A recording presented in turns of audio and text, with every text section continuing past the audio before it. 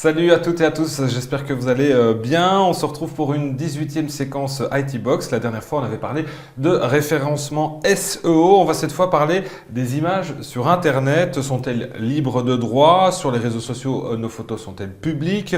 Ou se fournir en images pour nos présentations PowerPoint, par exemple? Pour en parler, je suis avec Denis Voituron. Bonjour Denis. Bonjour. Vous êtes ingénieur informaticien toujours chez Toujours. Onirix, expert Microsoft et donc architecte.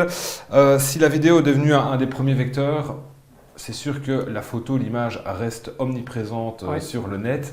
On a beaucoup de points à aborder, mais d'abord les images sur Internet, est-ce qu'elles sont libres de droit? Alors globalement non.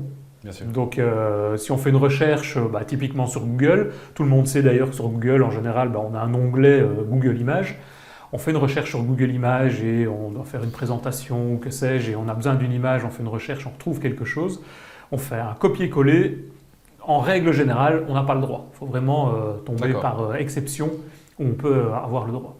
Alors il y a un outil, on en parlait, c'est l'onglet, c'est dans Outils, et Ouais. là il y a images qu'on peut utiliser. Alors il y a plusieurs options, on peut peut-être pas toutes les détailler, mais en tout cas il y a une option qui permet d'avoir des images libres de droit. C'est ça, il y a différents outils disponibles dans Google Images Ouais. pour choisir la taille, choisir est-ce que c'est du dessin, des photos, etc.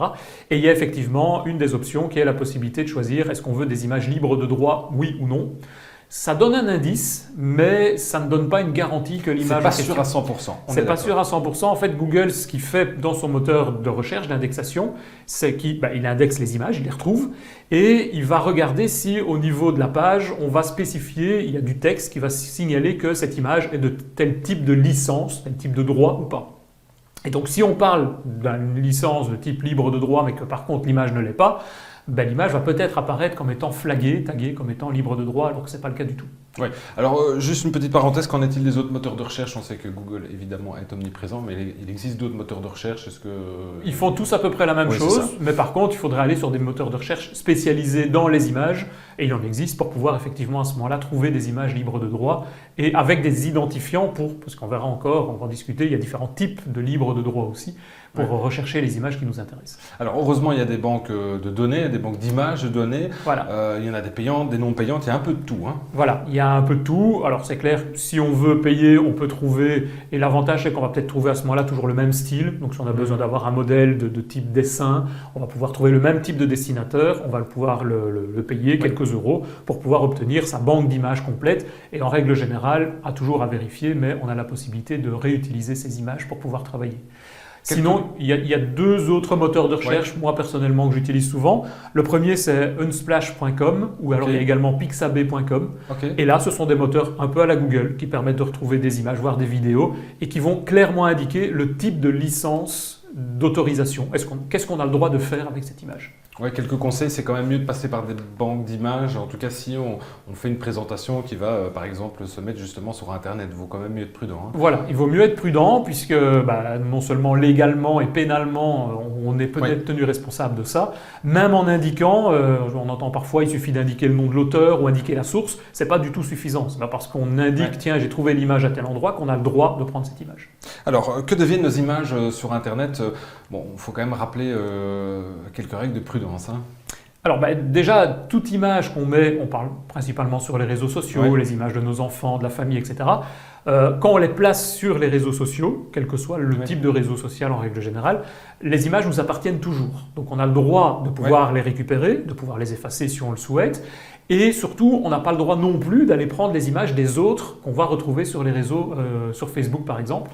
Mais il y en a qui peuvent le faire. Donc... Il y en a qui peuvent le faire, mais qui restent toujours dans les mêmes problèmes légaux liés à ça. Et d'ailleurs, c'est une des options qu'on retrouve sur Facebook. Quand on veut partager une image en Facebook, on peut la partager via le réseau social. Et donc du coup, il y a toujours moyen de retrouver la personne d'origine.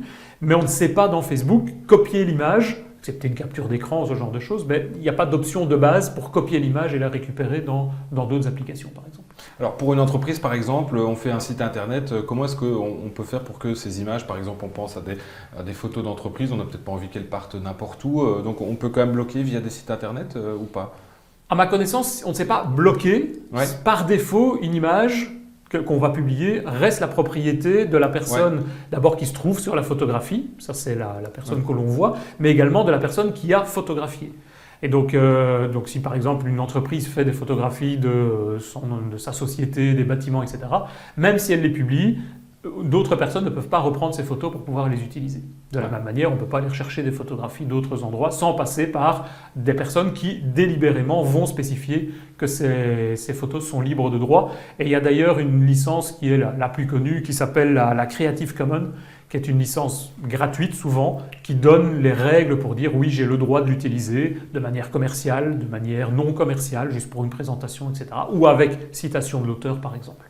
Alors on sait que l'avenir, c'est notamment le cloud, où tout va se stocker. Ouais. Évidemment, les entreprises utilisent de plus en plus. Est-ce que justement ces images, nos images, sont-elles bien protégées ? Ça dépend encore une fois du type de cloud qu'on va Bien sûr. utiliser. Donc est-ce que c'est libre ou pas? Donc est-ce qu'on se retrouve sur Facebook où il y a beaucoup d'images qui peuvent être facilement, on va dire, visualisées ou pas? Si on se retrouve sur des clouds un peu plus privés, on avait déjà fait un épisode d'ITbox sur par exemple les clouds de Microsoft, OneDrive, celui de Google Drive, des choses comme ça. Là, il y a par défaut la sécurité sur laquelle les accès ne sont pas autorisés. Donc a priori, sur ce genre de système, il ne devrait pas y avoir trop de problèmes en termes de confidentialité de données. Merci Denis pour tous ces conseils. Puis on se retrouve très bientôt pour une nouvelle ITbox. Merci de nous avoir suivis. Et puis toutes ces séquences sont à retrouver évidemment sur nos réseaux sociaux et notre page YouTube Black Sheep Tribes Network. À très bientôt. Au revoir. À bientôt.